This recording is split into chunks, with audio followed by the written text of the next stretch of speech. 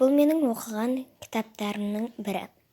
Бұл жерде әртүрлі бөбектерге арналған өлеңдер, сәбилік жырлар, тілектер, уату өлеңдері менен жұмбақтар, жаңылтпаштар жазылған. Бұл жерде ойындардың түрлері жазылған.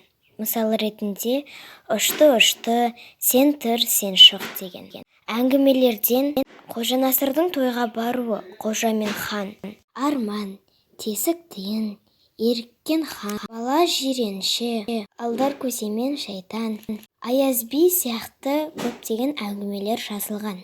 Мәтелдерден үлгі-өнеге, тіл және сөз өнері, ақыл мен ой туралы, өнер-білім туралы мақал-мәтелдер бар.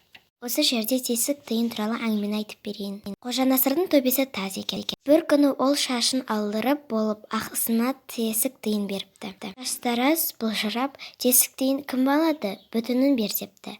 Бүтін тиын төбеме шаш шыққанда аларсың деп Қожанасыр айласын өткізіп